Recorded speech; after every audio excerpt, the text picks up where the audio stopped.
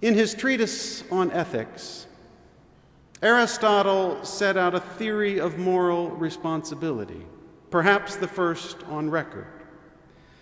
A moral agent, in his view, is someone who has the ability to deliberate among options and decide upon a course of action in light of what the agent thinks is the good. In moral terms, an agent is worthy of praise or blame based on intention, not outcome. If you offer to help a friend move from one apartment to another, and along the way you happen to drop her Ming Dynasty vase, shattering it into many pieces, you are not worthy of blame, morally speaking. On the other hand, if you become angry with your friend, pick up the vase and hurl it across the room, you are blameworthy. Confronted with a broken Ming vase, or a broken economy for that matter, how can you assess whether certain actions are praiseworthy or blameworthy? You need to be able to judge intentions, which is why moral agency requires transparency. In other words, if there are rules that need to be followed, then you need to both follow the rules and to be seen to be following the rules. Some companies have done the opposite. They have not followed the rules, all the while desperately trying not to be seen to not be following the rules. By the same token, the process of bundling toxic subprime mortgage loans into pretty packages and selling them as bond quality securities seems to define immoral behavior. Malicious intent masked by duplicitous behavior. Here's the ultimate question, the final question and the most important. Who is being held accountable for these immoral actions? There's the rub. And there's the problem. We map the moral universe in terms of moral agency, which requires transparency to make it functional and accountability to make it valid. The moral calculus is simple. No accountability, then no morality.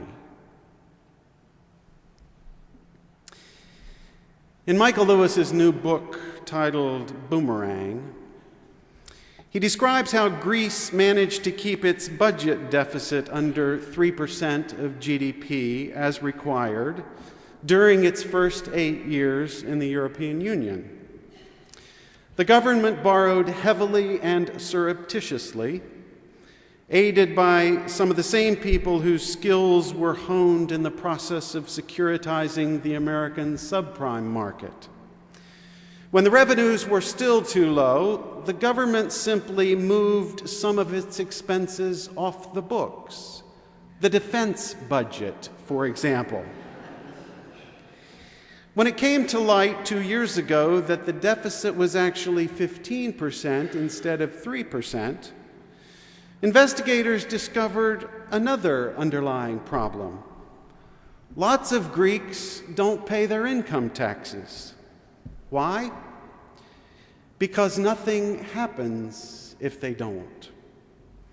For example, Lewis reports that an estimated 2/3 of Greek doctors paid no income tax because they reported incomes under 12,000 euros a year, despite a law making it a jailable offense to cheat the government.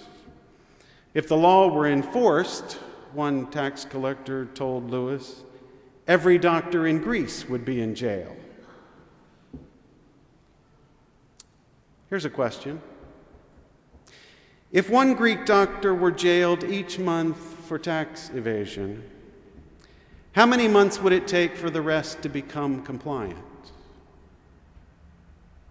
My guess is 5 months, maybe 6. The moral calculus is simple. Accountability yields morality. If people can consistently get away with immoral behavior, then the system itself is immoral. How to fix our system? I'd start on K Street, where the necessary functions of governance overlap with the legitimate interests of business, often to devastating effect. Perhaps the worst idea to come out of the first decade of this new millennium is the idea that deregulation will lead us to the economic promised land. That's like responding to traffic congestion at 79th and Lexington by ripping down all the traffic signals. We need to stop sending corporate foxes into the regulatory henhouse, where conflicts of interest all too often get resolved in ways that intentionally sabotage the common good. What's the answer to our present predicament? The answer is an urgent application of moral agency, which requires transparency and accountability. It will also require courage, both from people who work on Wall Street and from those of us who do not. The battle for accountability is always hard won. Once bad decisions get institutionalized, it takes moral leadership to set things right. On Tuesday evening of this week, my wife Holly and I watched the first film in a new PBS series on women, war, and peace.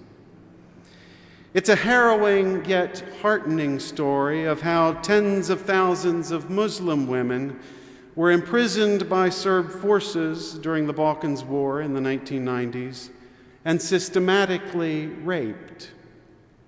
At least since the days of Achilles and Agamemnon, rape and pillage have been the presumed reward of victors in battle.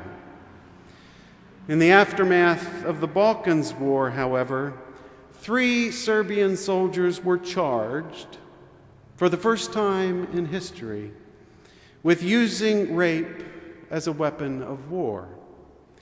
16 women who had been imprisoned in the Bosnian town of Foča mustered the courage to take the witness stand against the soldiers. Despite present danger, the accused soldiers and their families remained in Foča. The women spoke out.